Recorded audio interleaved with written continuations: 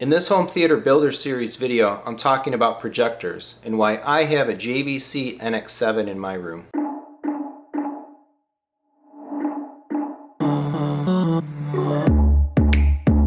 So projectors are one of the easier elements of speccing into a room in my opinion. Once you define your budget, you're pretty much squared away to just buy the best performing and feature capable model that you can get. I tend to break projectors into three categories when I think about them. In what I'll call the standard group, I put models from companies like Epson, Optima, BenQ, and other similar brands and lower end models. In the premium group, it's largely a battle between Sony and JVC.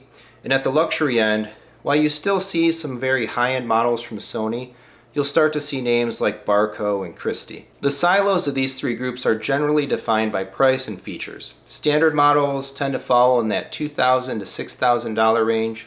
$9,000 to maybe $15,000 gets you into the premium band. $18,000 to $40,000 gets you into the luxury models. And if you're spending $50,000 or more on just a projector, your room is on a whole different kind of level, and you're talking about full-on professional projection units. But in terms of features, standard models are not always 4K, instead often still being sub 4K pixel shift or wobble. They're dimmer, they have lesser HDR performance, lower contrast, smaller and simpler lens systems, and likely limited installation support, both in terms of image placement and adjustment and control system type integration. Premium to me is the sweet spot, and that's where my room sits. Premium gets you native 4K, brighter performance, better HDR now with dynamic processing, better glass and lenses, and more expansive installation and integration capability. You also see features at this level like dynamic irises. Moving into luxury models and brands really just extends the premium offerings in many cases, with even better lenses, better glass elements, driven to higher brightness and contrast levels, and in many cases as well bringing in laser light engines. I'm not saying it's not worth it. If you have the money, go for it. But premium is pretty good, I think, for really most spaces. There are of course outliers as well throughout these brands and even in these silos. Some of the standard brand makers do offer maybe like a single higher tier model, and you do see some laser type models throughout the bands as well, although most often that comes more with ultra short throw projectors. So a UST is really a whole different entity unto itself, and I'm not going to spend much time talking about that. And while a UST can make an installation possible that might not be otherwise, I would expect that if you're considering a dedicated room like what I have, you're probably not looking at an ultra short throw, as you have installation logistics for a properly mounted long throw projector. USTs to me are great considerations if you're adding projection to a non-dedicated shared space in a living room or a game room, that type of environment. For my room with a 135-inch screen and the relative total project cost, I was justifiably into the premium tier, and I wanted native 4K with the types of features and performance that that tier provides. When I started my project though, and for the first several months of using the room, the JVC NX series was not yet available or even announced. So I originally opted for a JVC X790. That was the mid-premium tier JVC model at the time, and it provided E-Shift non-native 4K, pretty good HDR, great blacks and contrast, which is really the JVC's winning feature, and good performance with games as well. The premium enthusiast space for projectors is really a pitched battle between Sony and JVC. I did my research before relative to each one before ultimately opting for the JVC. Sony is a more mainstream brand, but JVC tends to hold the hearts and minds more of the vocal, do-it-yourself enthusiast home theater community. In comparisons of those last generation models as well, the sentiment that I found regarding performance and value really tended to lean towards JVC. I'm not a JVC fanboy though. I have a Sony X900H behind me here in my living room, and I use two 43 Sony TVs as computer monitors in my office. I like Sony products a lot, and I buy their displays too. Once that NX series was announced though, I knew I wanted it. I knew it was going to be a hard sell to the finance committee for such a pretty quick projector upgrade. After just justifying buying this other several $1,000 projector that was awesome and we really needed it for our room, I wanted to buy another several $1,000 projector that was awesome and we really needed it for our room. But in the end it was approved, and I'm extremely happy though with this projector pick. The NX series brought in more advanced HDR performance along with true native 4K. I opted for the NX7 for the extra performance and the dynamic iris over the NX5. And I was among the first to pre-order this model and was able to get just an absolutely great deal, making my net cost really not much more than the NX5 regardless. And I knew I wasn't going to spend all the way up to get the NX9. I could really take or leave the 8K eShift feature, and I was happy enough just with native 4K. That was my goal.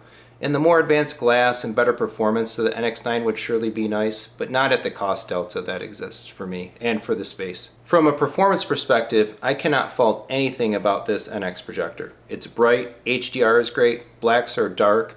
I'm running fairly stock, like advanced picture settings, no professional calibration, at least not yet. Of course, all the proper installation and general configuration options are set properly. Fan noise is fine. It's audible in a quiet space like most projectors are, but quickly lost behind movie or game sound and the immersiveness of being pulled into content. What I really love about JVC though too is their customer service commitment. I received a free bulb to compensate for the initial late delivery of this projector from its intended launch date. More importantly though, JVC has opted to invest in this projector series, all of the NXs, over their lifetime so far versus just arbitrarily introducing new models for new features. The main part of that has been firmware updates bringing frame by frame and scene by scene dynamic HDR processing. Just incredible. These features were not promised upon any initial launch announcement. They were developed and delivered later on and could easily have been the selling point for a whole new unit. Instead, JVC gave them away at no cost to existing owners via self-installable firmware. The JVC projector line now runs processing akin to a very expensive standalone video processor. And while those auto HDR features were unique to JVC for a while, Sony has also added that capability in recent models. JVC also beat Sony to native 4K with the NX series, but Sony has also now achieved native 4K in pretty much all of its premium models as well. At this moment in time, I would actually call the JVC versus Sony debate a bit of a wash. There's technology and feature parity pretty much, although Sony still generally costs a bit more, same model versus same type of model.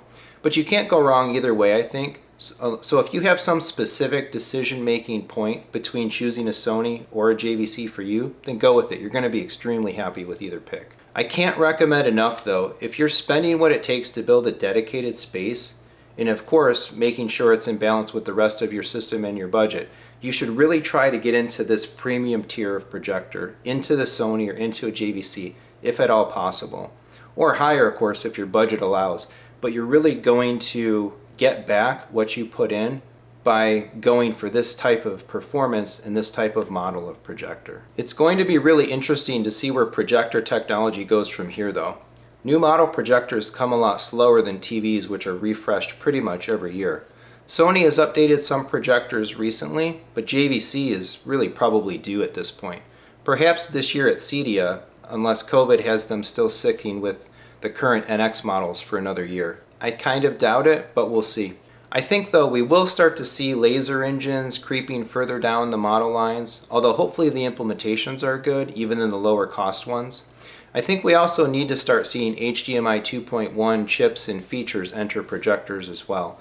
TVs have established the foothold now already, and home theater gaming is just so awesome. It really demands HDMI 2.1. The combination of laser and 2.1, along with usual advancements in processing and lenses, is what it will probably take to drive me to upgrade into my next projector unit. But I'll be fully satisfied to keep the NX7 hanging in my room if those features take a while to come in any new models.